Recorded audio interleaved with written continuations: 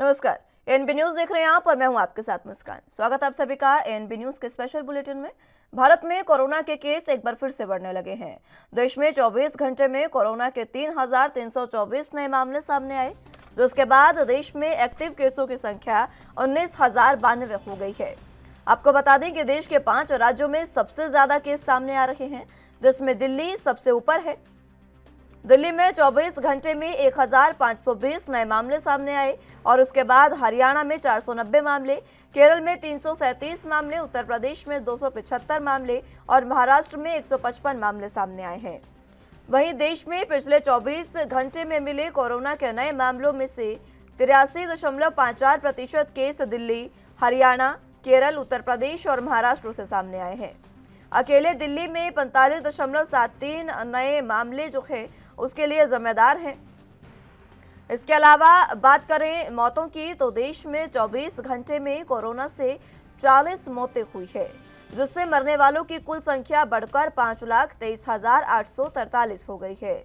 वहीं भारत का recovery rate अब 98.74% है।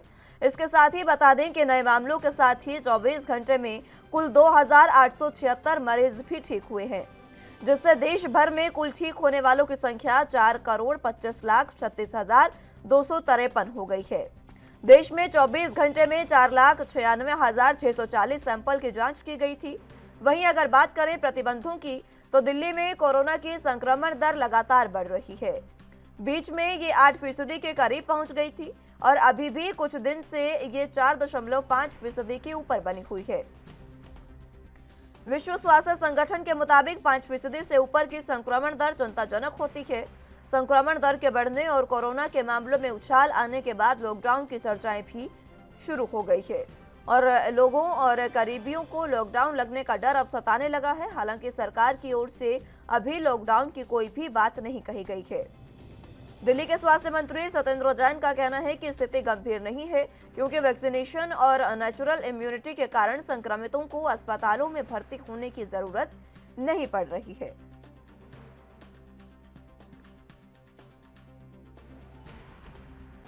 देखो, केसेस तो ज़्यादा आ रहे हैं, बट वो केसेस की वजह से कोई सीरियस नहीं है।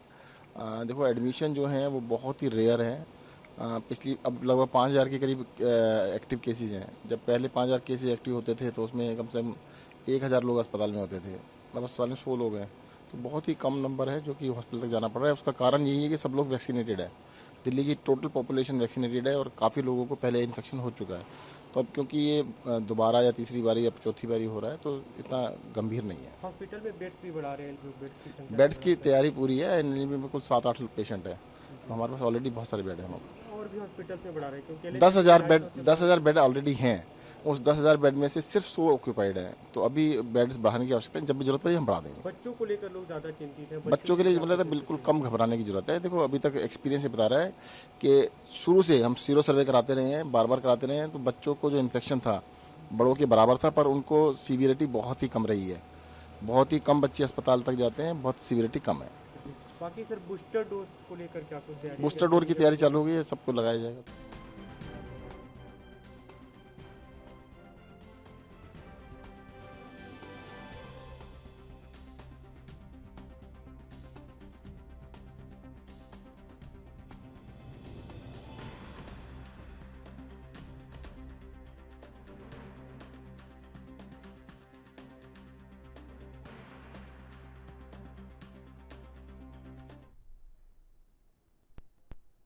चलिए, तो फिलहाल कोरोना की स्थिति लगातार बद से बदतर होती जा रही है। लगातार केस बढ़ते जा रहे हैं और स्थिति अब चिंताजनक हो गई है और आम जनता के साथ साथ सरकारें भी अब घबराने लगी है और आगे क्या निर्णय लिया जाए उस पर विचार होने लगा है। इसी पर चर्चा की शुरुआत कर लेते हैं। तमाम गेस्ट हमारे साथ मौजूद हैं, उनका तारुफ आपसे करवा देते हैं। हमारे साथ सुरेंद्र सिंह जी, नेता बीजेपी से मौजूद है। बहुत स्वागत है सर आपका एनबी न्यूज पर। इसके साथ राजीव हमारे साथ संवाददाता दिल्ली से मौजूद हैं। राजीव, पहले आप ही का रुख करना चाहूंगी, क्योंकि लगातार जो कोरोना के केस बढ़ रहे हैं उसमें सबसे ज्यादा अगर केस की बात करें तो दिल्ली पहले नंबर पर है, जहां पर लगातार केस बढ़े हैं। 1,520 केस अब दिल्ली में सामने आए हैं, जो काफी गंभीर स्थिति की ओर इशारा कर रहे हैं। धीरे धीरे अगर केस इसी तरीके से बढ़ते हैं, फिलहाल दिल्ली में किस तरीके के हालात, लोग क्या कुछ कोविड गाइडलाइंस का पालन कर रहे हैं, क्या कुछ अहम जानकारी?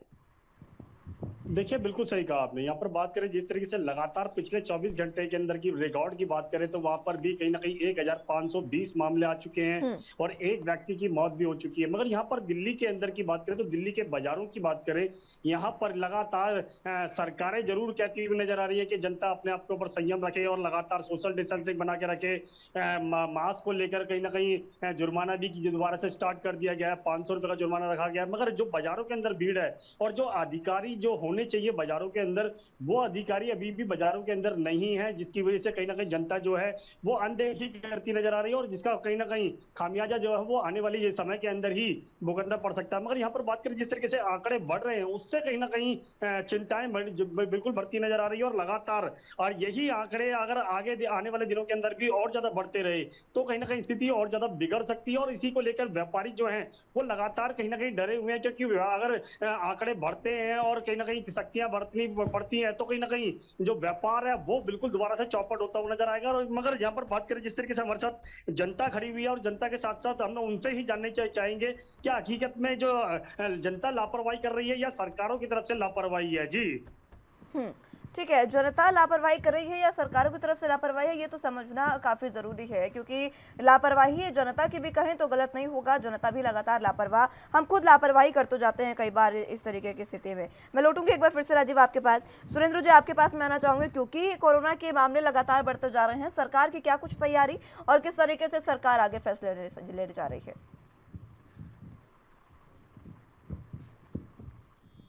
जिस प्रकार से अब 2-3 दिन पहले आदरणीय प्रधानमंत्री जी ने सारे प्रदेशों के मुख्यमंत्रियों के साथ स्वास्थ्य विभाग के सभी अधिकारियों के साथ एक बैठक किया गया। उस बैठक से यही निर्णय लिया गया कि जो आने वाला कोरोना जो अभी जो इस प्रकार से हर एक प्रदेश में बढ़ रहा है, उसके ऊपर किस तरह से नियंत्रण रखा जाए।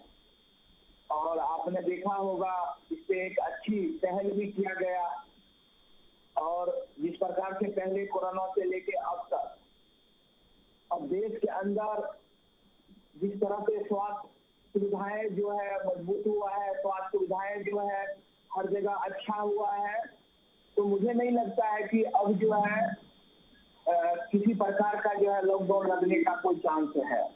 हाँ, जहाँ तक बात आ रहा कि आम जनता की हमारी आपकी जो जिम्मेदारी है, अगर उसको सही ढंग से अगर निभाएंगे तो हमको नहीं लगता है कि पूरे देश के अंदर जो है लॉकडाउन की जरूरत है। और आपने देखा होगा जिस प्रकार से जो लहर तीसरी लहर आने वाली थी, उससे पहले किस प्रकार से भारत सरकार और प्रदेश सरकार के द्वारा जो जिस प्रकार से एक अच्छी पहल के तहत जो वैक्सीन का काम किया गया, जिस तीसरी लहर की डर थी उससे हम लोग जिस प्रकार से आगे निकले, तो मेरा तो मानना ये है कि अगर हम आप सुधर जाएंगे, मास्क लगाना या जो हमारी आज जो भीड़ भाड़ का जो इलाका है वहाँ अगर जाने से अगर हम लोग बचेंगे तो लॉकडाउन की चांस बिल्कुल ही नहीं है। ठीक है, अनुराग तिवारी जी हमारे साथ राजनीतिक विश्लेषक के तौर पर मौजूद है। बहुत स्वागत है तिवारी साहब आपका एनबी न्यूज़ पर। आपसे मैं जानना चाहूंगी, क्योंकि पहली, दूसरी, तीसरी लहर हमने देखी है और बतौर राजनीतिक विश्लेषक सरकार की जो कोशिशें रही पहली, दूसरी और तीसरी लहर में, आप किस तरीके से उन्हें देखते हैं और आगे जो चौथी लहर का अभी अंदेशा जताया जा रहा है उसमें क्या कुछ तैयारियां होनी चाहिए सरकार की?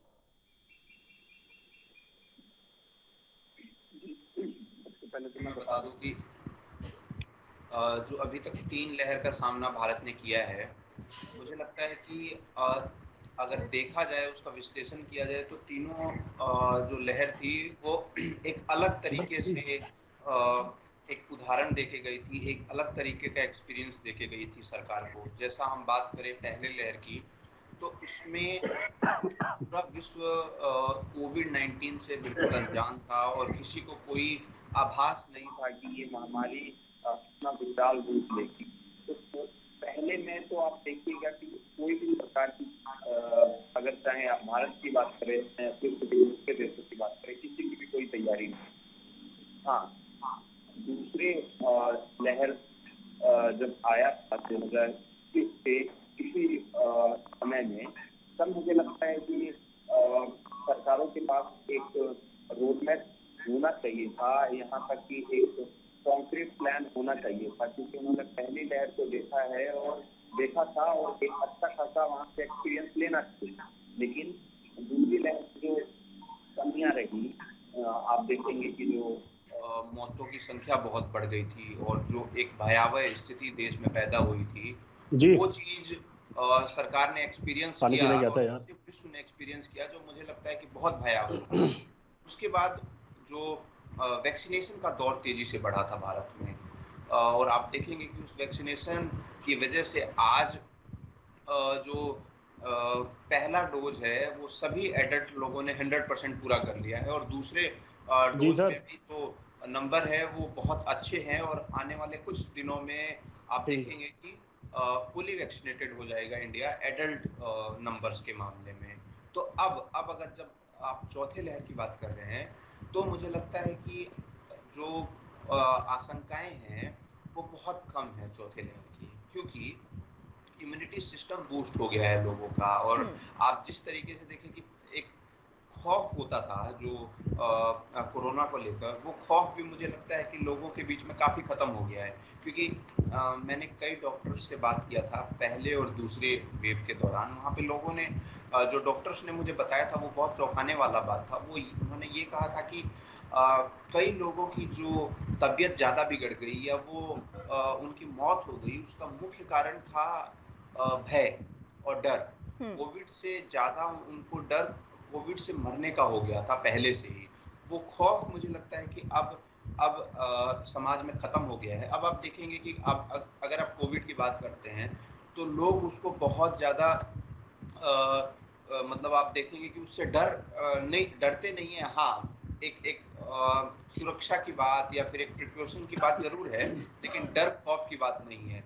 जो आप पहले और दूसरे वेव में आपने देखा था, वो चीज़ें अब खत्म हो गई है। अब जीवन लोगों का सामान्य होता जा रहा है। कोविड को लोगों ने अपने जीवन का एक हिस्सा बना लिया है, और मुझे लगता है कि जिस तरीके से इम्यूनिटी बूस्ट किया है लोगों ने इन 2 सालों में, उसका फ़ायदा देश को मिलेगा। और जो एक कोविड की जो एक वैक्सीन की क्वालिटी जो भारत ने वैक्सीन बनाई है, जिस उच्च क्वालिटी की वैक्सीन बनाई है, मुझे लगता है कि उसकी तारीफ पूरे विश्व ने किया है, और उसी का फ़ायदा अब भारत को आगे के जो लहर आने वाली है उससे बचाव में मुझे लगता है कि मदद मिलने वाला है। ठीक है तिवारी साहब, मैं लौटूँ एक बार फिर से आपके पास। राजीव, आपके पास फिलहाल मैं आना चाहूँगी। आपके पास कुछ लोग मौजूद हैं, उनसे भी जानने की कोशिश करें, क्योंकि अभी मास्क जो है और कोरोना अप्रोप्रिएट बिहेवियर जो है उसको आम जनता ने अपने जीवन में उतार लिया है एक तरीके से, और अपने आम जनजीवन का हिस्सा बना लिया है। इसी के साथ ये भी बताइए कि दिल्ली सरकार की तैयारियां फिलहाल क्या कुछ है?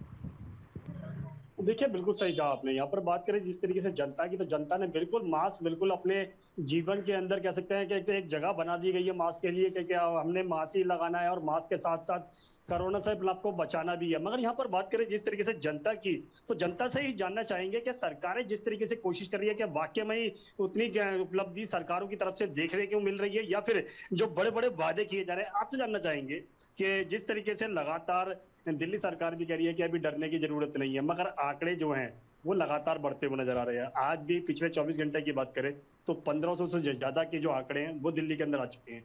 दोबारा से मास्क लगाने के लिए जुर्माना भी लगा दिया गया है। आप लोगों को क्या लगता है कि वाकई में जुर्माना है या तो सही है, या दिल्ली सरकार को कुछ और सख्ती करनी चाहिए थी? जो बार बार कहा जा रहा है कि जनता लापरवाही कर रही है, कि वाकई में ही गलती किसकी है?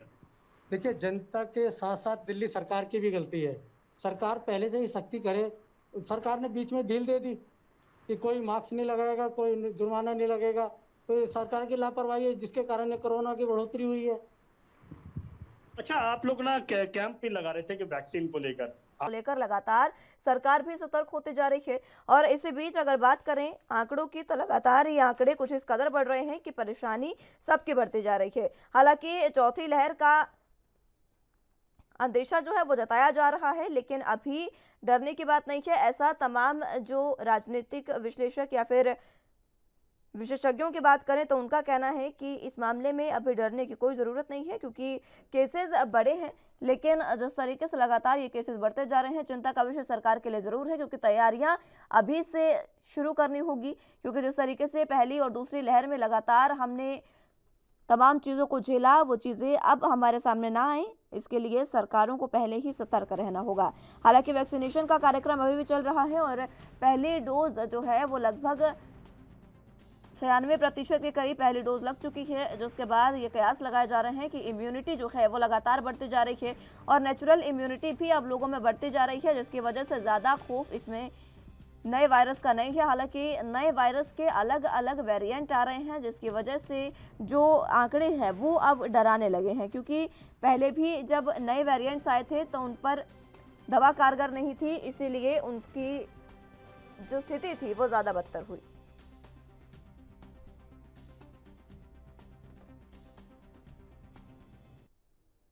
चलिए चर्चा की शुरुआत एक बार फिर से कर लेते हैं। तमाम गेस्ट हमारे साथ मौजूद हैं। राजीव, आपके पास फिलहाल मैं आना चाहूंगी। जिस तरीके से आप अपनी बात कह रहे थे, जनता से बातचीत करने की कोशिश हो रही थी, क्या कुछ जनता का इस बार रुख है? देखिए, बिल्कुल सही कहा आपने। हम जनता से ही बात करने की कोशिश करते हैं, वाकई में सच्चाई जो है वो धरातल पर कितनी है, क्योंकि जो लगातार सरकारें कह रही है कि जनता से कह सकते हैं सोशल डिस्टेंसिंग बना के रखे, मास्क का इस्तेमाल करे, और जनता भी कहीं ना कहीं सरकारों की तरफ देखती हुई नजर आ रही है। वाकई में सच्चाई क्या है धरातल पर, इनसे ही जानने की कोशिश करते हैं। सर, आपसे जानने चाहेंगे हम कि जिस तरीके से लगातार दोबारा से मास्क इस्तेमाल किया जा रहा है, वैक्सीन भी लगवाई जा चुकी है, लगभग दिल्ली के अंदर 90% के करीब वैक्सीन जो है दोनों डोज लग चुकी हैं, मगर जो सरकारें कह रही है कि जनता जो है वो अपने ऊपर संयम बना के रखे, बाजारों के अंदर भीड़ ना इकट्ठी करे, सोशल डिस्टेंसिंग बना के रखे, मगर जनता जो है वो बाजारों के अंदर लगातार भीड़ का हिस्सा बनती नजर आ रही है। हाँ, बाजार में बराबर भीड़ का हिस्सा बनती जा रही है, क्योंकि काफी टाइम से कोरोना की वजह से जो है लोग और काम धंधे भी मतलब हो गए। अब जब ये खुला है तो भाग रहे हैं कि भाई ये जो है मैं भी आगे बढ़ूं, मैं भी आगे बढ़ूं। इतनी भीड़ है, भीड़ की वजह से जो है फिर डर लग रहा है। जैसे रोज खबर आ रही है आजकल कि भाई इतने केस बढ़ रहे हैं, जिस वजह से मतलब जो है ये कुछ ना कुछ इसका समस्या का हल तो निकालना पड़ेगा। सोशल डिस्टेंस भी रखना पड़ेगा पब्लिक को, और आपके क्या कहते हैं मास्क का भी प्रयोग करना पड़ेगा। अच्छा, सरकारें जिम्मेवार हैं कि या ये जो वायरस बढ़ रहा है दोबारा से, या फिर जनता जिम्मेवार? बट मैं जहाँ तक कहता हूँ सरकार तो है ही। अगर सरकार का 10% तो जनता का 20%। जनता को अपने आप भी संयम रखना पड़ेगा। वो यही ठीक अच्छा, है आपसे राजीव, जानना जनता चाहेंगे को कि भी संयम जिम्मेवार रखना कौन है? पड़ेगा, ये जनता का खुद का कहना है। ठीक है राजीव, बहुत बहुत शुक्रिया आपका हमारे साथ जुड़ने के लिए और तमाम अहम जानकारी हम तक पहुंचाने के लिए। लेकिन जिस तरीके से कोरोना के आंकड़े लगातार बढ़ रहे हैं, उसमें सरकार की चिंता बड़ी है। और सुरेंद्र जी, आपके पास मैं आना चाहूंगी। लगातार जब केसेस बढ़ रहे हैं तो तैयारियों की अगर समीक्षा की जाए तो केंद्र सरकार के साथ साथ राज्य सरकार भी पूरे तरीके से सक्रिय है। 18 राज्यों में बीजेपी की सरकार है। बीजेपी के राज्यों में किस तरीके से जो सुविधाएं हैं, जो व्यवस्थाएं हैं, वो सुचारू रूप से शुरू की गई है एक बार फिर से? क्योंकि अगर अंदेशा है तो कहीं ना कहीं आंकड़े तो बढ़ रहे हैं। ठीक है, अभी चौथी लहर का खतरा हम ज्यादा नहीं मान रहे हैं, लेकिन तैयारियां अभी से शुरुआत की जानी चाहिए।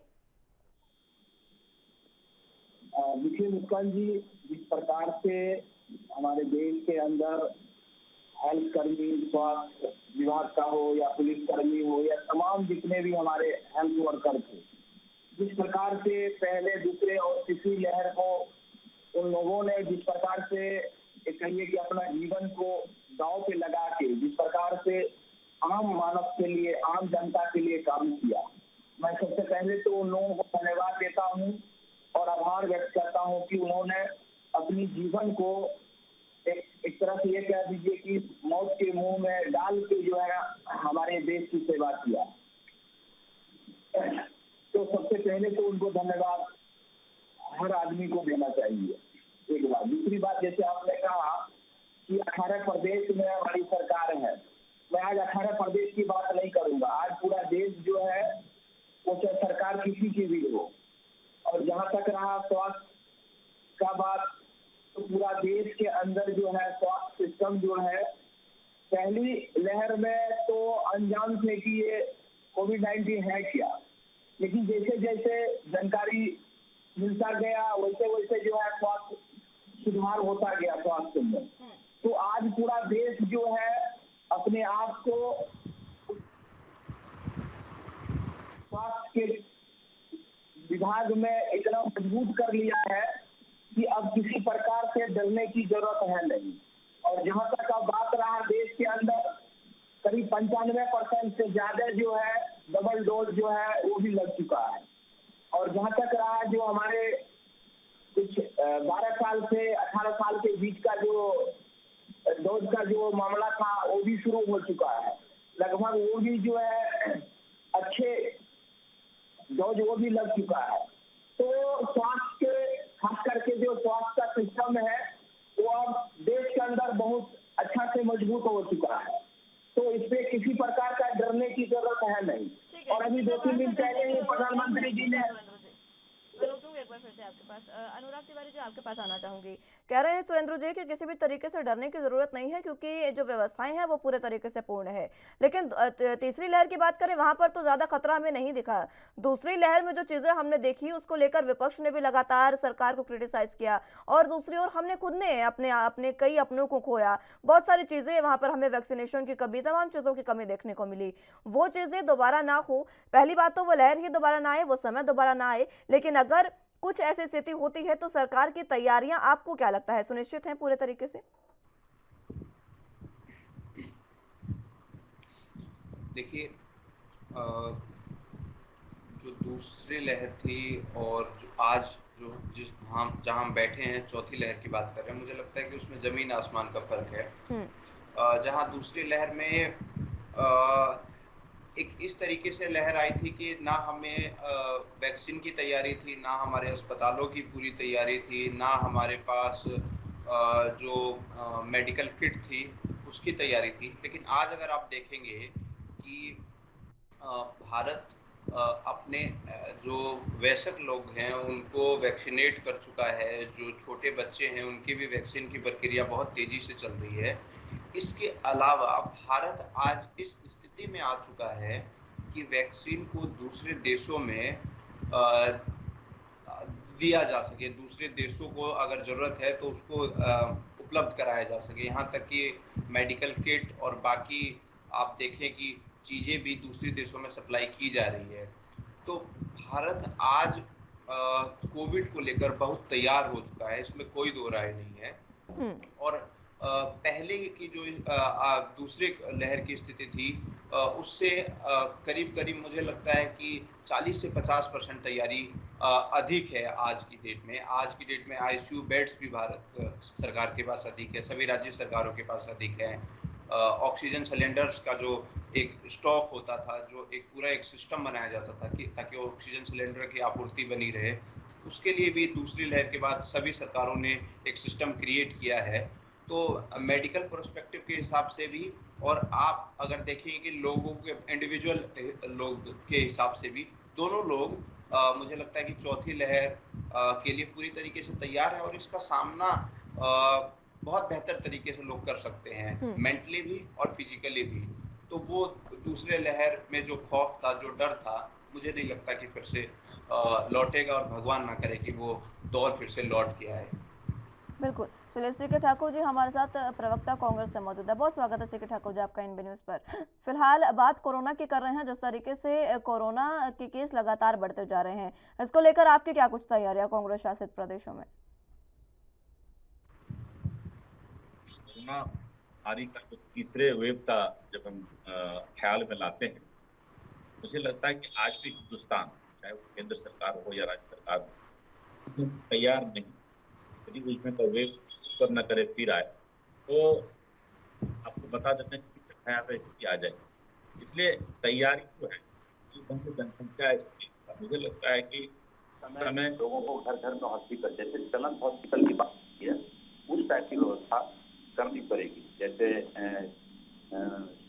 सिलेंडर की बात है, ऑक्सीजन सिलेंडर लेकर के घर घर घर ऐसा बना दें कि वहाँ को पहुँचाने की जरूरत पड़ेगी। तो हॉस्पिटल नहीं है, इसलिए सरकार जब जब वेव आता है तो जांच करवाती है, जब वेव नहीं आता है तो जांच को खत्म करवा देती है।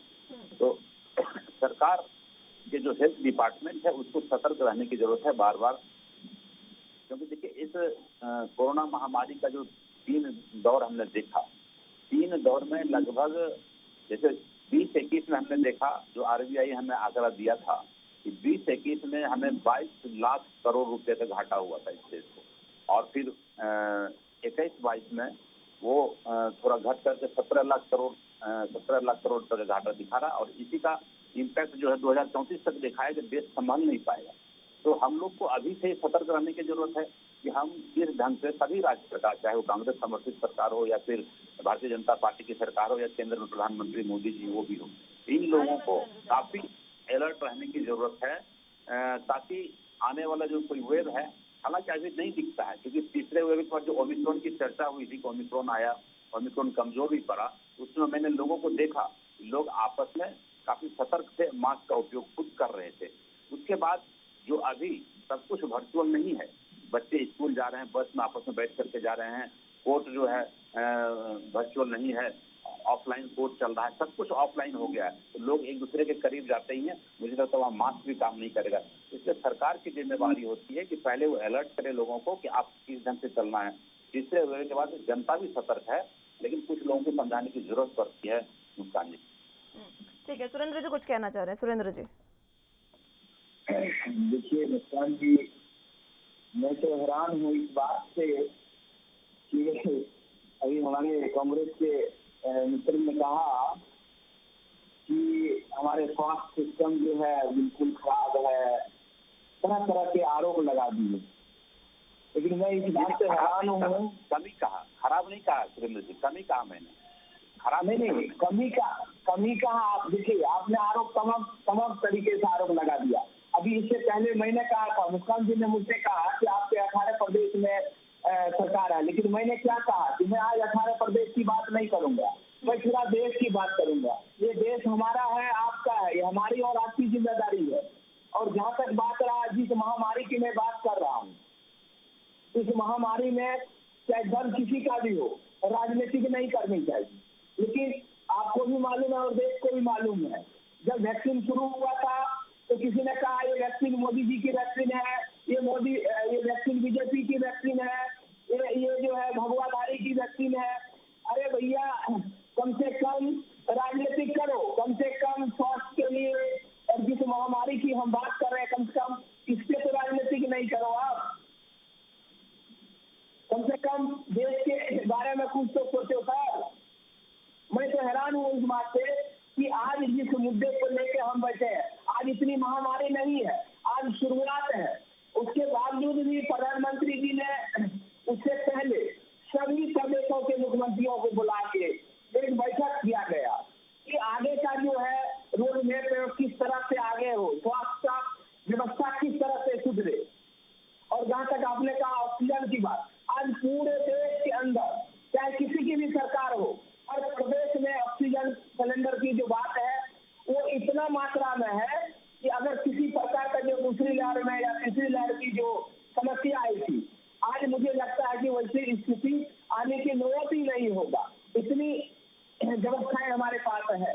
जहाँ तक हॉस्पिटल की बात रहा, पहले और अब में बदलाव क्या आया कि पहले हमारे पास उतनी सिस्टम का जो कोविड का जो हॉस्पिटल था या बेड था वो नहीं था, लेकिन आज पिछले 2 साल के अंदर जो है पूरे देश के अंदर जो है हर प्रदेश में, हर सरकार ने अपने तरफ से पूरा कोशिश किया कि इस महामारी से किस तरह से निपटा जाए, उस तरह की व्यवस्था पूरे देश ने किया है।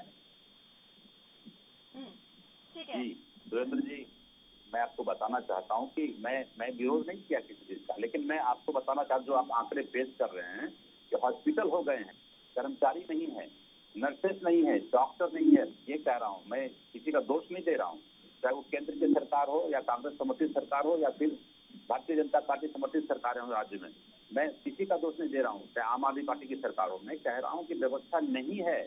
आप जिस ढंग से हमारा जो देश है 134 करोड़ 35 करोड़ की देश की आबादी है, और यदि इस ढंग से बेड नहीं उपलब्ध है, मैं ये कहा कि आपको ऑक्सीजन सिलेंडर इतने रखने पड़ेंगे कि घर घर लोगों को सप्लाई देने से मौतें कम होगी। क्योंकि हॉस्पिटल में जो मंजर था, मैंने देखा कि लोग पैरवी वाले जा रहे हैं, उसका मास्क खोल के उसको लगा दे रहे हैं, तो इससे मौतें काफी हुई, लोग हॉस्पिटल में जाके काफी मरे हैं।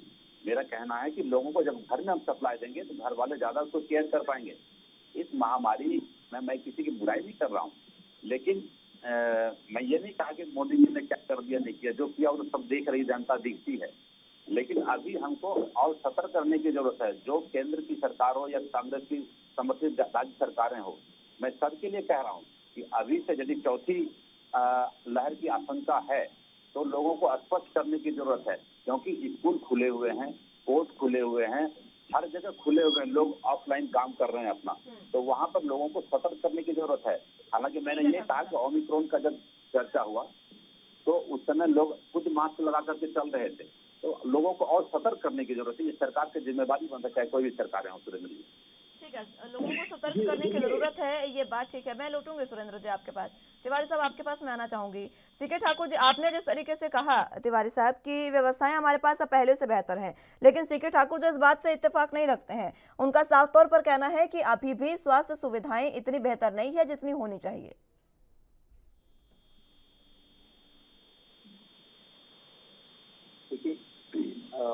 अगर आप सिस्टम की बात करें तो स्वास्थ्य व्यवस्था हुई या फिर शिक्षा व्यवस्था हुई, ये कभी भी 100% कंप्लीट नहीं होती है, चाहे कोई भी सरकार हो, चाहे कोई भी देश हो। अगर आप अमेरिका की बात करें, इतने सालों से हम लोग चर्चा कर रहे थे कि अमेरिका का स्वास्थ्य व्यवस्था विश्व में सबसे बेहतर और सबसे मजबूत व्यवस्था है, लेकिन कोविड काल में हमने देखा कि अमेरिका इससे सबसे ज़्यादा त्रस्त था। कोविड की वजह से अमेरिका अपने स्वास्थ्य व्यवस्थाओं में सबसे ज़्यादा त्रस्त था। तो इसका मतलब ये कहा जा सकता है कि इतना मजबूत और प्रभावशाली देश भी अपनी स्वास्थ्य व्यवस्थाओं को 100% मजबूत नहीं कर सका। तो जिस तरीके से ठाकुर साहब ने बोला है कि हम लोग 100% अभी मेडिकल लेस नहीं, मतलब मेडिकल प्रूफ नहीं है, तो मुझे लगता है कि ये बात बिल्कुल सही है। हम लोग 100% किसी भी चीज़ में तैयार नहीं है, लेकिन हाँ, एक चीज़ जरूर मानना होगा कि जो पहली लहर और दूसरी लहर है उससे काफ़ी अच्छी स्थिति में हम लोग हैं, इसमें कोई दो राय नहीं है। सुविधाएं समय के साथ में, महीनों के साथ में, दिन के साथ में बढ़ती रहती हैं। अब जैसे जैसे समय बढ़ेगा, टेक्नोलॉजी नई आएगी, मुझे लगता है कि सुविधाएं भी बढ़ेंगी। लेकिन अगर कंपेयर किया जाए, देखिए सबसे जरूरी होता है कि कंपैरेटिव एनालिसिस हम लोग करें। अगर एनालिसिस करते हैं तो साफ तौर पे नज़र आता है कि 2 सालों में जो मेडिकल की स्थिति है, जो सुविधाएं हैं, जो वैक्सीन है, उन सभी चीज़ों में भारत ने बहुत तरक्की की है और अपनी टेक्नोलॉजी को, अपनी इनोवेशन को, अपने मैन्युफैक्चरिंग यूनिट्स को बहुत मजबूत किया है, इसमें कोई दो राय नहीं। लेकिन हाँ, इनोवेशन की या फिर आगे और मजबूती की, बेहतरी की तो मुझे लगता है कि हमेशा ज़रूरत रहती है किसी भी देश में। बिल्कुल, बेहतरी की ज़रूरत रहती है, लेकिन सुविधाएं पहले से बेहतर हैं सीके ठाकुर जी। लेकिन कांग्रेस को ये सुविधाएं बेहतर लगती नहीं है। आपने खुद एक बात कही कि सिर्फ बीजेपी शासित प्रदेशों में नहीं, कांग्रेस शासित प्रदेशों में भी जो चिकित्सालय हैं उनमें चिकित्सकों की कमी है। तो ये तो राज्य सरकार का काम है अगर आपको पूर्ति करनी है तो। बिल्कुल करना चाहिए। मैं खुद भी जब सरकार के साथ बैठता हूँ, बैठकें करता हूँ, मैं कहता हूँ गाँव में जो हॉस्पिटल्स हैं तो और ज़्यादा पुश करने की ज़रूरत है। वहाँ पे जो बेड है, वहाँ पे जो नर्सेस हैं, जो डॉक्टर हैं, तो बहाल करने की ज़रूरत है। हर जगह सरकार में कहीं न कहीं कमी रहती है, तो हम उसको कहते हैं कि ईश्वर न करे कि इस ढंग का जब वेव आता है तो जब मरने लगते हैं, तो किसी का भी रिलेटिव हो, किसी का भी अपना हो, जब जाता है दुनिया से, तो उसमें बहुत तकलीफ होती है। तो उस वेव को रोकने के लिए हमको हॉस्पिटल की, अच्छे हॉस्पिटल की ज़रूरत है। हालाँकि हिंदुस्तान एक ऐसा देश है जहाँ हम लोग और भी अल्टरनेट मेडिसिन है, उस पर लोग करके अपने इम्यून सिस्टम को बढ़ा रहे हैं। तो ये भी एक अच्छी पहल है, चाहे वो कोई भी आयुर्वेद की कंपनी हो या होम्योपैथ की कंपनी हो, ये सब का उपयोग कर के लोग अपने इम्यून सिस्टम को बढ़ाते हैं। लेकिन उससे काम चलना नहीं है। गाँव में जिसको हम झोला छाप डॉक्टर कहते हैं, आपको बता रहे हैं कि वो उस समय काफ़ी काम आया। जब कोरोना महामारी के दरमियान लोगों को ज़रूरत की दवाई की ज़रूरत थी, उन्होंने सप्लाई किया और लोग ठीक भी हुए थे। तो गाँव में भी ऐसी व्यवस्था है जो अल्टरनेट मेडिसिन जानता है, उन उन लोगों को, फिर जो झोला छाप डॉक्टर हैं, उन लोगों को भी कहीं न कहीं से मान्यता दे करके मैं सभी राज्य सरकार से अपील करता हूँ कि कुछ न कुछ मान्यता देकर वो हॉस्पिटल में डिप्यूट किया जाए, कुछ पैसे दे करके। जैसे हम लोग किसान को कहते हैं कि 3000 रुपये साल में आप डाल रहे हैं, गरीब खाते में, तो पैसे का पुस्तक कर करके उसको आगे बढ़ाने की ज़रूरत है, ताकि वो गाँव के मेडिसिन सिस्टम को देखते रहे। जी। ठीक है सुरेंद्र जी, समय की कमी मेरे पास है, आप भी अपना आखिरी कमेंट पूरे मसले पर रखें। देखिए मुस्कान जी, जिस तरह से अभी ठाकुर साहब ने कहा, मैं इस बात से सहमत हूँ कि जो गांव देहात के जो झोला छाप डॉक्टर थे, इस कोरोना काल में वो अपने आप को एक तरह समझिए कि भगवान की तरह जो है काम किया, इसमें कोई शक नहीं है कहीं से किसी प्रकार का। उनको भी मजबूत करने की जरूरत है। जहाँ तक बात रहा स्वास्थ्य की कमी की, स्वास्थ्य कर्मी की कमी की, तो इस पे भी विचार होनी चाहिए हर एक प्रदेशों को कि जहाँ पे नर्स की कमी है या डॉक्टर की कमी है, इस पे विचार करके और प्रदेश सरकार को जो है इस पे जो है जल्द से जल्द कोई अच्छा कदम उठाना चाहिए। तो सिर्फ कोरोना ही नहीं, बीमारियां वैसे भी हमारे भारत में लगातार जो आम जनता है वो लगातार बीमार होती रहती है, कभी कुछ अलग अलग बीमारियों से ग्रस्त है, तो उनको उनको उनकी सुविधाओं के लिए हमेशा ही चिकित्सकों की जरूरत होनी चाहिए और वो पूरी होनी चाहिए। तो आप दोनों से ही मेरी ये उम्मीद रहेगी कि जल्द से जल्द चिकित्सकों की जो कमी है उनको पूरा किया जाए। तिवारी साहब, आपका आखिरी कमेंट पूरे मसले पर।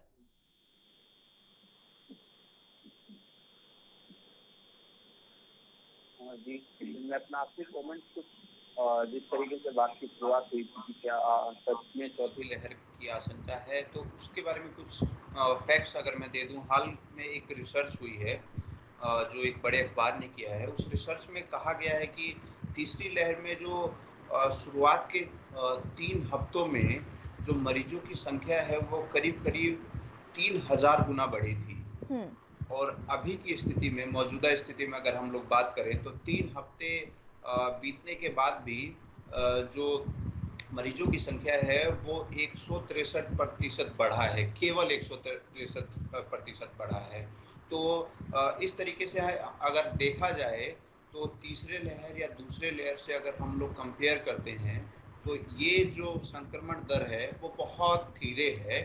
लेकिन हाँ, एक चीज का बड़े अच्छे से ध्यान रखना है सभी नागरिकों को कि जो प्रोटोकॉल्स हैं, जो कोविड के प्रोटोकॉल्स हैं, सरकार ने कई जगहों पर अभी इतने सख्त एक्शन नहीं लिया है, लेकिन फिर भी लोगों को अपने स्तर पे कोविड प्रोटोकॉल्स का पालन करते रहना चाहिए।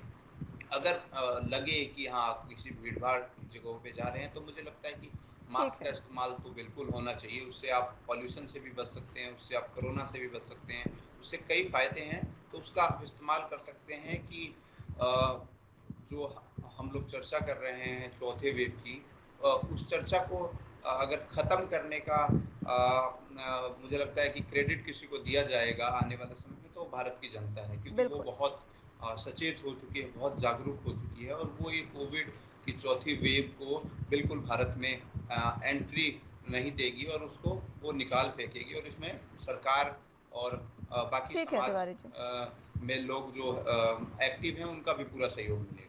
ठीक है, बहुत बहुत शुक्रिया आप तीनों का हमारे साथ जुड़ने के लिए और तमाम अहम चर्चा हमारे साथ करने के लिए।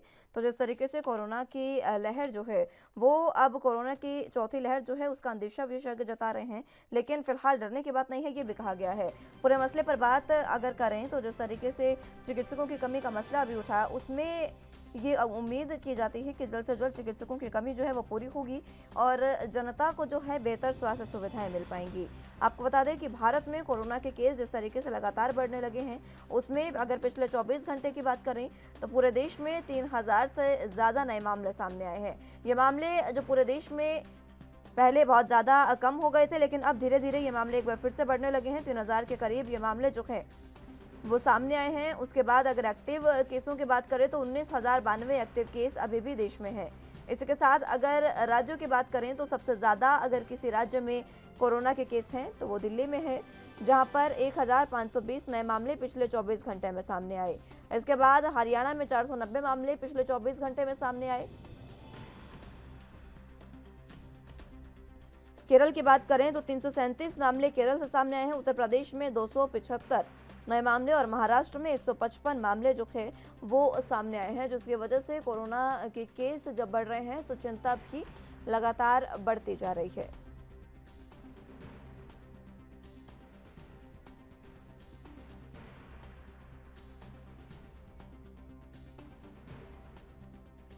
हालांकि विशेषज्ञों का कहना है कि किसी भी तरीके से घबराने की कोई भी ज़रूरत नहीं है, क्योंकि कोरोना के जो केस है वो बढ़ रहे हैं, लेकिन चौथी लहर का खतरा इस बार नहीं है, क्योंकि इम्यूनिटी बहुत ज़्यादा इस बार तमाम लोगों में बढ़ाई गई है दोनों डोज देकर, और नेचुरल इम्यूनिटी भी लोगों में इस बार कुछ ज़्यादा है, जिसकी वजह से रिसर्च में सामने आया है कि चौथी जो लहर है वो ज़्यादा घातक नहीं होगी।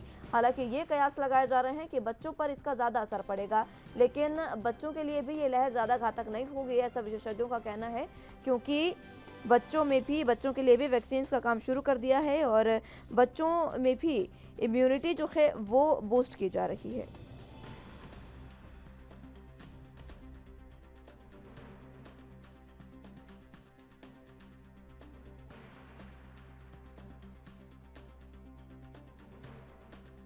तो आपको बता दें कि भारत में कोरोना के केस एक बार फिर से बढ़ने लगे हैं। आंकड़ों की बात करें तो देश में 24 घंटे में कोरोना के 3,324 नए मामले सामने आए हैं, जिसके बाद देश में एक्टिव केसों की संख्या 19,092 हो गई है। 3,000 केस मिलाने के बाद 19,000 के पार ये जो संख्या है वो चली गई है। इसके साथ अगर 5 राज्यों की बात करें तो राज्यों में सबसे ज़्यादा केस अगर कहीं से आ रहे हैं तो उसमें दिल्ली सबसे ऊपर है। दिल्ली में 24 घंटे में 1,520 नए मामले सामने आए हैं। इसके बाद हरियाणा में 490, केरल में 337, उत्तर प्रदेश में 275 और महाराष्ट्र में 155 मामले सामने आए। वहीं देश में पिछले 24 घंटे में मिले कोरोना के नए मामलों में से 83.54% केस जो हैं वो दिल्ली, हरियाणा, केरल, उत्तर प्रदेश और महाराष्ट्र से सामने आए हैं। यानी कि देश के जो कुल मामले हैं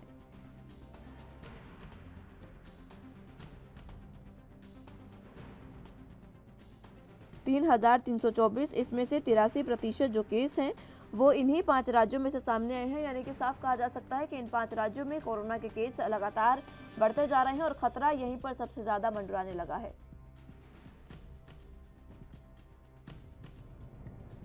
के बाद अगर दिल्ली की बात करें तो दिल्ली इन केसेस में सबसे ज़्यादा प्रतिशत रखता है, 45% दिल्ली अकेला जिम्मेदार है।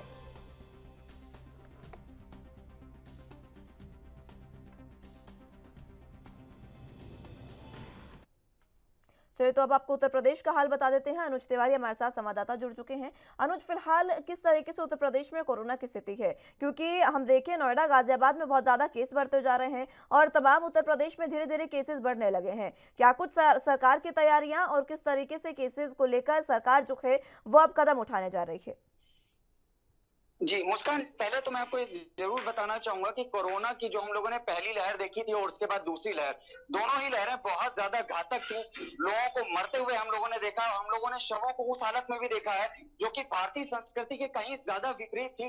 रातों में शव जलाए गए थे और स्थान ये था कि इनको जलाने के बाद दफनाने तक की नौबत आई और वो आंकड़े भी खुल के सामने आए जो कि रजिस्टर में दर्ज भी नहीं थे। बावजूद इसके सरकार और प्रशासन तो जरूर मुस्तैद हो गई, लेकिन जमीनी स्तर पे अगर हम लोगों की बात करते हैं तो वो कोरोना की जो दौर बीता है लोग उस चीज को शायद या तो भूल गए हैं या तो उसको अब जानना नहीं चाहते हैं, चूंकि जो एक प्रोटोकॉल जारी किया गया था कोरोना का कि 2 गज की दूरी, मास्क है जरूरी, ये चीजें बिल्कुल नहीं लागू करी गई हैं। मैं इस समय कानपुर के काशीराम अस्पताल के अंदर खड़ा हुआ हूँ। आप मेरे ठीक पीछे देख सकते हैं, ये आकस्मिक चिकित्सालय लिखा हुआ है। यहाँ पर मेरे पीछे कुछ लोग भी बैठे हुए हैं और मैं चाहूंगा मेरे कैमरामैन दिखाएं। देखिए काफी लोग ऐसे हैं जो लोग मास्क भी लगाए, लेकिन कुछ लोग ऐसे भी हैं जो मास्क नहीं लगाए। मैं इनसे पूछना चाहता हूँ, जानकारी करना चाह रहा हूँ, सर क्या आपको लगता है कोरोना वापस चला गया है? ये मास्क आपका जो जेब में रखा था, तो क्या कोरोना कोविड जो आएगा पहले जेब में जाएगा फिर आपके मुंह में आएगा क्या? ये आपके लिए था, आपने अभी कैमरा देखा तो आपने लगा लिया। ऐसे आप कब तक बचेंगे? आपका क्या नाम है? राकेश कुमार जी। कोरोना की क्या स्थिति है कानपुर में?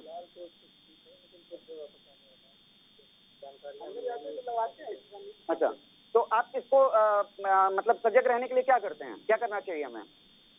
वैसे तो अगर आदमी अकेला है तो ना लगाए उसको, लेकिन अगर कहीं सार्वजनिक स्थान पर जाता है या संपर्क में आता है तो मास्क तो बहुत जरूरी है। आपके पास सैनिटाइजर है? घर पे रखा हुआ है। देखिए मैंने अभी कहा आपसे मुस्कान कि लोगों को जागरूक होना बहुत जरूरी है, जो कि जमीनी स्तर पे हम देख रहे हैं कि नहीं देखने को मिलता। मैं थोड़ा अंदर चलना चाहूंगा, मैं अपने कैमरामैन से कहूंगा वो मेरे साथ हैं। अंदर चल करके अंदर के हालात भी देखते हैं कि डॉक्टर किस तरह से काम कर रहे हैं, क्या कोरोना को लेकर के वो सीरियस हैं या वही पहले वाली स्थितियां हैं। ये मैं इस समय इमरजेंसी के अंदर हूँ। ये कानपुर का काशीराम अस्पताल है। काशीराम अस्पताल के अंदर ये इमरजेंसी वार्ड है। ये हमेशा 24 आवर्स खुला रहता है, 365 दिन खुला रहता है और अंदर चल करके डॉक्टरों से भी जांच पड़ताल करते हैं। सर, एक जानकारी लेना चाहेंगे, जैसे कोरोना की स्थिति अगर आ जाती है तो फिर उसको कैसे हैंडल किया जाएगा?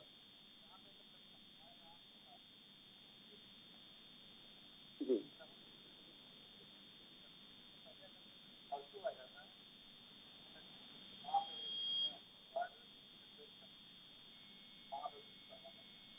अगर कोई कोविड केस पॉजिटिव आता है तो अभी हम लोग के यहाँ जो जांच हो रही थी कोई पॉजिटिव आ नहीं रहा था।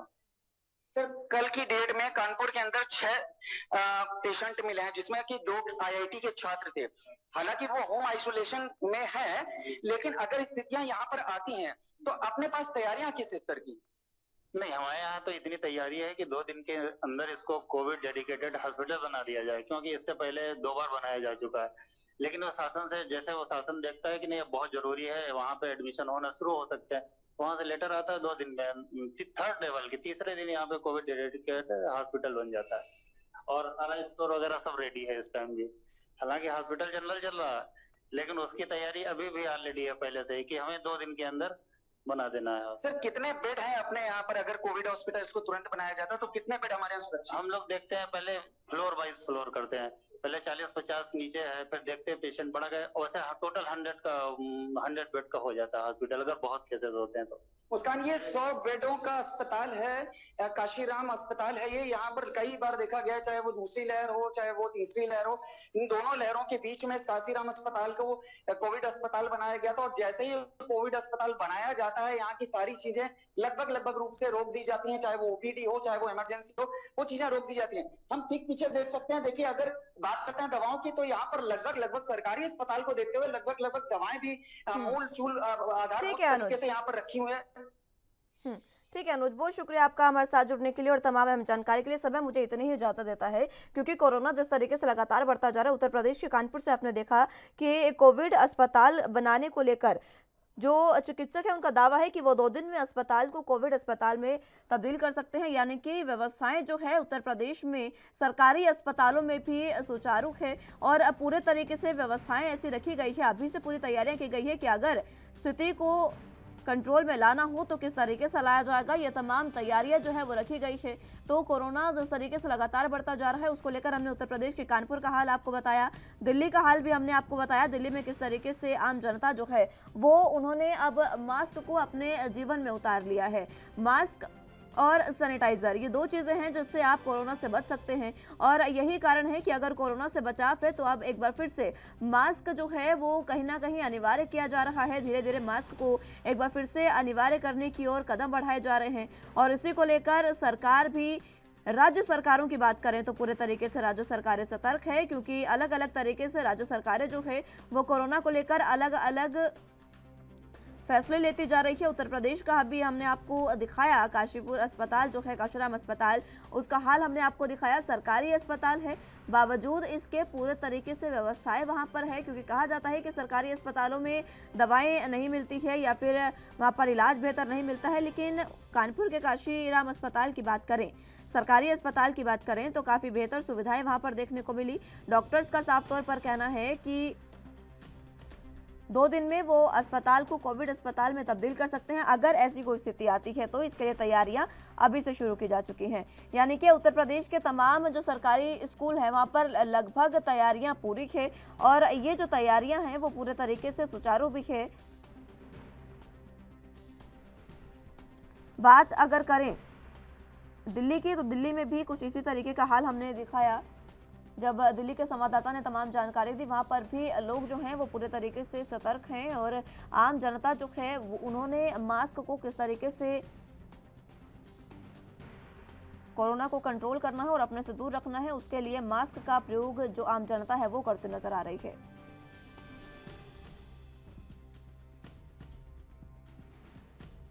देश में अब आम जो जनता है उसने कोरोना काल में जिस तरीके से हमने पहली दूसरी लहर देखी वो काफ़ी गंभीर रही। इसी वजह से मास्क और कोरोना का एप्रोप्रिएट बिहेवियर जो है उसको लेकर जनता जो है उसने पूरे तरीके से तैयारियां रखी हैं।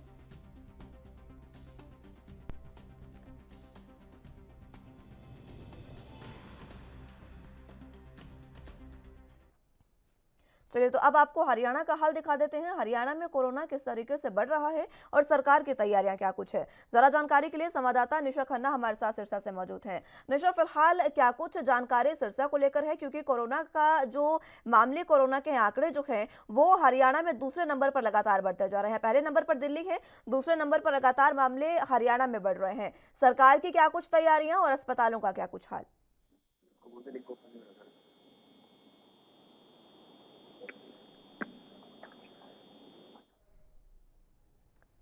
निशा, आवाज मिल पा रही है आपको?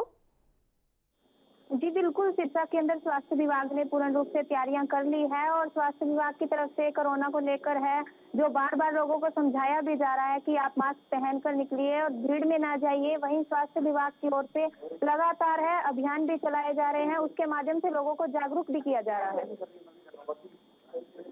लोगों को जागरूक पूरे तरीके से किया जा रहा है। स्वास्थ्य व्यवस्थाओं का हाल क्या है, क्योंकि जिस तरीके से कोरोना के आंकड़े लगातार बढ़ते जा रहे हैं, अगर स्थिति चौथी लहर की आती है तो स्वास्थ्य व्यवस्थाएं, स्वास्थ्य विभाग किस तरीके से तैयार?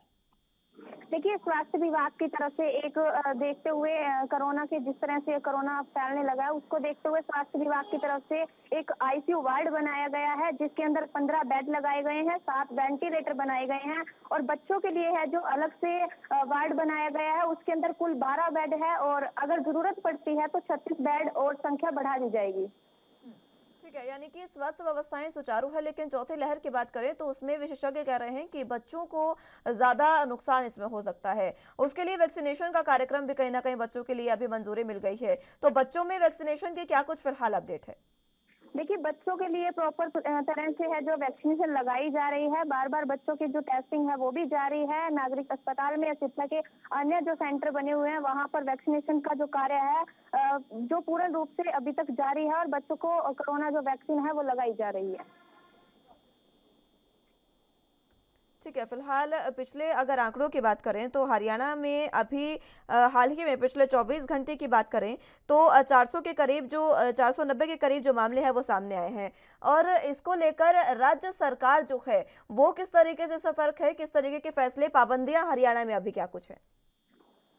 जी, हरियाणा के अंदर पूर्ण रूप से है जो भीड़ भाड़ वाली जगह है वहां पर जाने के लिए लोगों को एक बार समझाया जा रहा है। अगर नागरिक अस्पताल की बात करें तो वहां पर भी, क्योंकि वहां पर जिला के अंदर जो नागरिक अस्पताल है वहां लोगों का आवागमन ज्यादा रहता है और वहां पर भी प्रॉपर रूप से है जो भीड़ को लेकर ध्यान रखा जाता है और एहतियात बरतने के लिए बार बार डॉक्टर्स की तरफ से, हॉस्पिटल के स्टाफ की तरफ से बार बार लोगों को जागरूक किया जा रहा है। ठीक है निशा, बहुत शुक्रिया आपका हमारे साथ जुड़ने के लिए और तमाम अहम जानकारी हम तक पहुंचाने के लिए। अब आपको हाल मुंबई का बता देते हैं, महाराष्ट्र में किस तरीके से तैयारियां सरकार रही है, क्योंकि महाराष्ट्र में भी लगातार आंकड़े बढ़ते जा रहे हैं। मुंबई से संवाददाता सत्यप्रकाश सोनी हमारे साथ मौजूद हैं। सत्यप्रकाश, महाराष्ट्र में क्या कुछ हाल है फिलहाल? पहले ये अलर्ट किया है कि अब लोग जो है कहीं कहीं मास्क लगाना शुरू कर दे। उसको लेकर आज स्वास्थ्य मंत्री राजेश टोपे ने भी एक मीडिया से वार्ता करते हुए बताया है कि जिस तरह से, जिस रफ्तार से मुंबई महाराष्ट्र में कोरोना लगातार बढ़ रहा है, ऐसे में एक बार फिर से लोगों को मास्क पहनना अनिवार्य किया जाएगा। इसके अलावा सबसे ज्यादा ध्यान जो है कहीं कहीं वैक्सीन को लेकर दिया जा रहा है कि वैक्सीन सभी लोग पहली और दूसरी डोज लगवाए, जो लोग नहीं लगाए उसके लिए मुंबई महानगर पालिका को अलर्ट किया गया है कि आप लोगों से आग्रह करें कि सब लोग जो है मास्क लगाएं। मास्क लगाने का आग्रह किया गया है और आंकड़े बढ़ रहे हैं। स्वास्थ्य व्यवस्थाओं का क्या हाल है, अस्पतालों की बात करें तो? बिल्कुल मुस्कान जी, देखिए महाराष्ट्र सरकार की तरफ से कहा गया है कि जितने भी कोविड सेंटर बनाया गया है उन्हें फिर से जो है पूर्णतः चालू करने के लिए आदेश दे दिया गया है। फिलहाल ये बताया जा रहा है कि जून के महीने में कोरोना की चौथी लहर आ सकती है। इसको लेकर स्वास्थ्य विभाग ने सभी कोविड सेंटरों और स्वास्थ्य की जो तमाम व्यवस्थाएं हैं उसको सुचारू रूप से करने के अलावा मुंबई महानगर पालिका द्वारा तमाम बनाए गए हॉस्पिटल है उनमें बेड तैयार रखने के लिए, ऑक्सीजन की व्यवस्था करने के लिए सभी तैयारियां पूरी करने के लिए निर्देश दिया गया है। फिलहाल जिस रफ्तार में कोरोना मुंबई में बढ़ रहा है, ऐसे में महाराष्ट्र सरकार की चिंता भी बढ़ रही है। लिहाजा स्वास्थ्य विभाग लगातार अब लोगों से कह रहा है कि मुंबई पुलिस हो या फिर मुंबई महानगर पालिका, सभी को यह निर्देशित किया जा रहा है कि आने वाले समय में मास्क बेहद जरूरी। बहुत बहुत शुक्रिया आपका हमारे साथ जुड़ने के लिए और तमाम अहम जानकारी हम तक पहुंचाने के लिए। फिलहाल के लिए मेरे साथ इस बुलेटिन में बस इतना ही। तमाम अहम खबरों के लिए आप देखते रहे एनबी न्यूज। नमस्कार।